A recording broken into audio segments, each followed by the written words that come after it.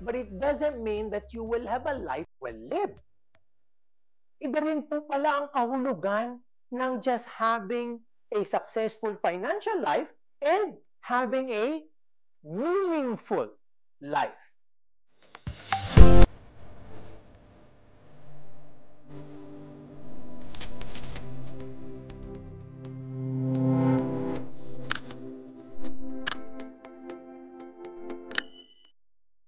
Hi, this is again Rex Mendoza from Ramber Financials.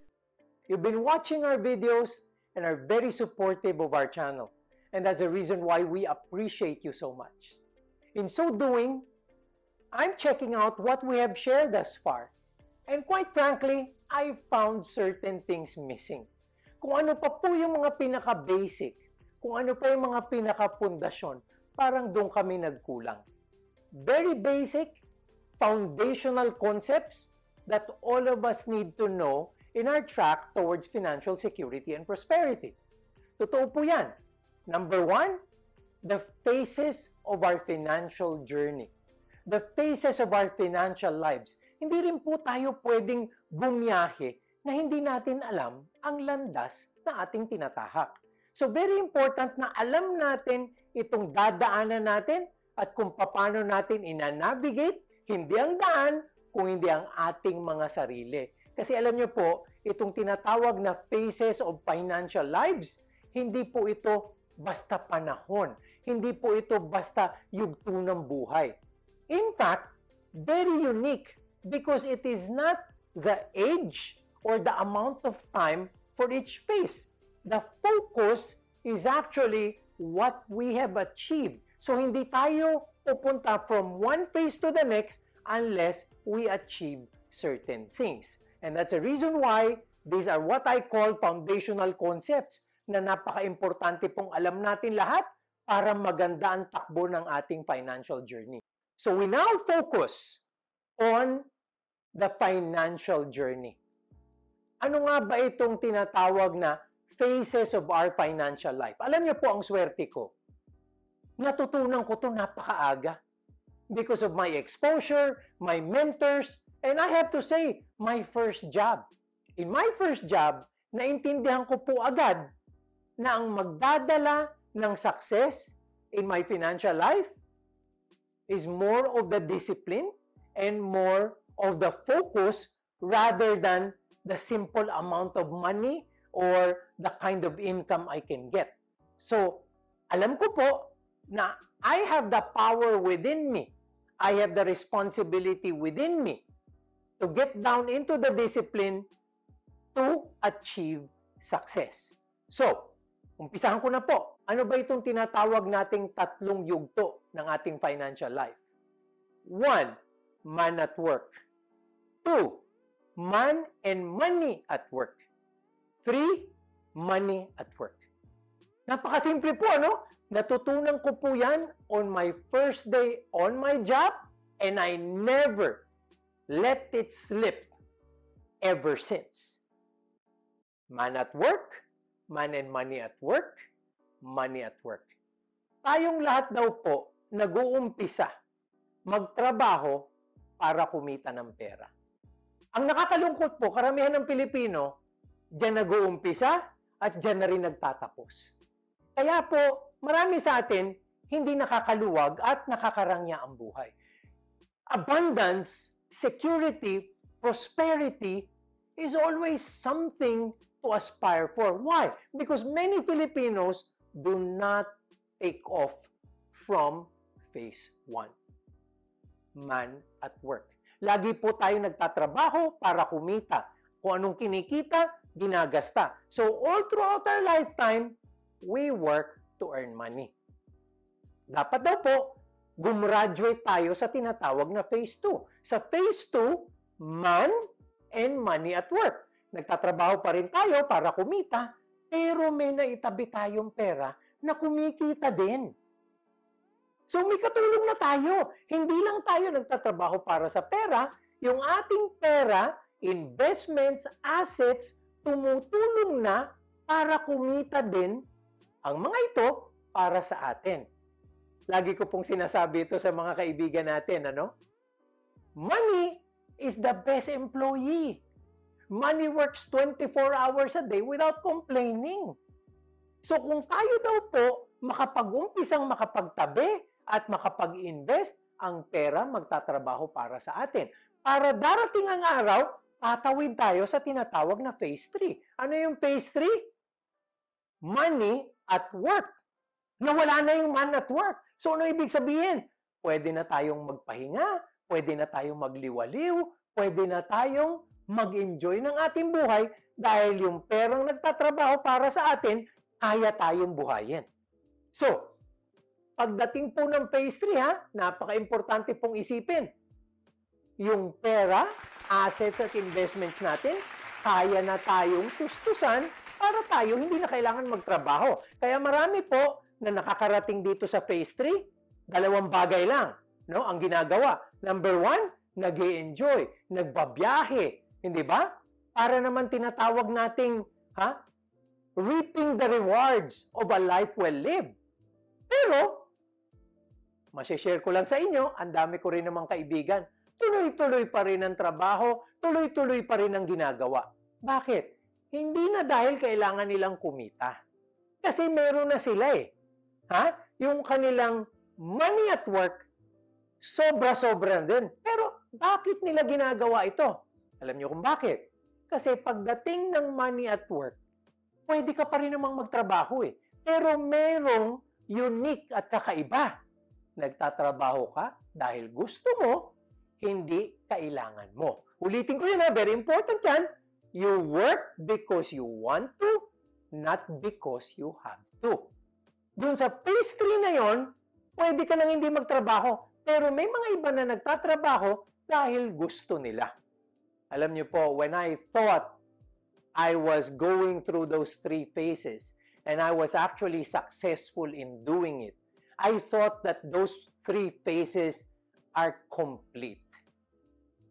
However, marami pong developments in this last decade or maybe even more where I realized hindi pala tama at angkop na tingnan lang natin ang ating financial life. Yung financial life stages. Kulang pala yun. These are very important phases of a person's financial life. But it doesn't mean that you will have a life well lived. Iba rin po pala ang kahulugan ng just having a successful financial life and having a meaningful life. So ngayon po, dinuktungan ko na yan. Dati, ang aking tinuturo laging ganun Man at work, man and money at work, money at work. Ngayon po, na-realize ko, kulang pala yan. Dinuktungan ko na yan ngayon. These are the phases of a person's financial life. Let me now give you the phases of a person's meaningful life. At dito sa yugto ng meaningful life, isang yugto lang nito. Yung una lang, ang 3 phases ng financial life. Yung man at work, man and money at work is just one phase here. You know, it's called prospering yourself. It is focusing everything that you do and everything that you achieve on yourself. You want to succeed. You want to make it great. You want to be abundant. Prospering oneself. Hindi pala po dapat matapos dun Hindi pala meaningful ang buhay kung yun lang. Dapat daw po, after phase 1 of a meaningful life, na prospering yourself, may susunod na prospering others. You have to prosper others. You will have to focus not just on yourself, not just on your family and loved ones, but for the other people around you. Alam niyo po, kaya tayo blessed kasi maraming hindi kasing blessed natin. So kailangan tulungan natin sila. The talent, the opportunity, all of these investments have to be shared. There is such a flow of life.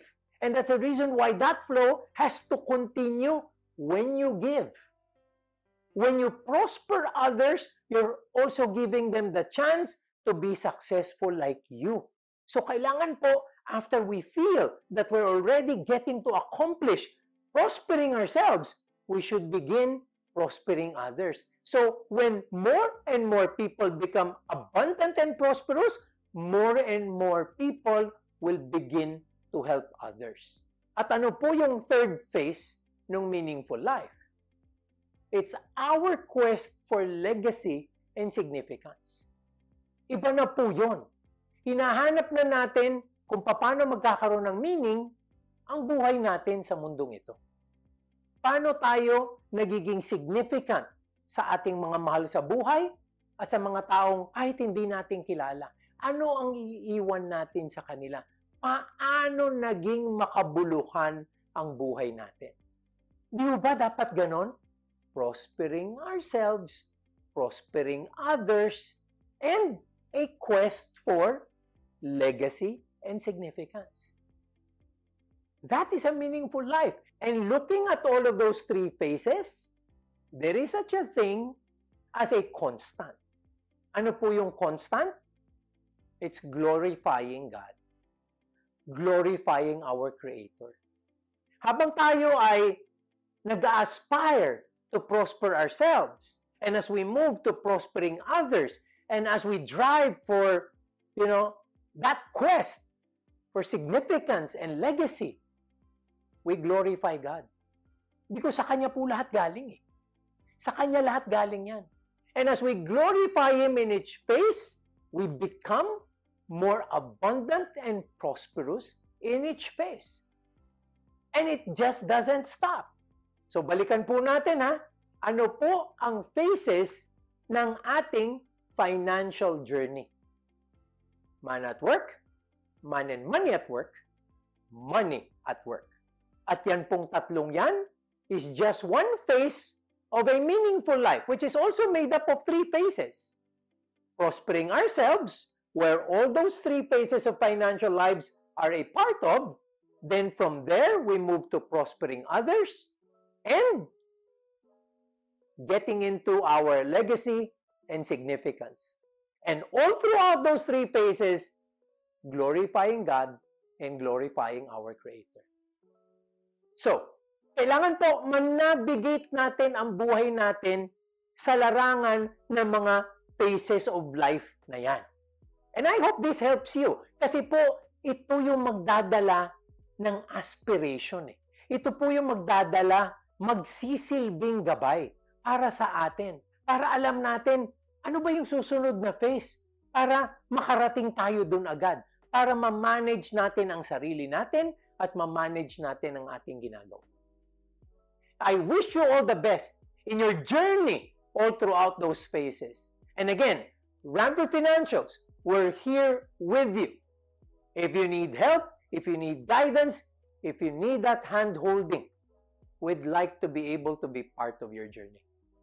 So ladies and gentlemen, sana po natuwa kayo, natuto kayo sa video nating ito ngayon. Please do subscribe to our channel.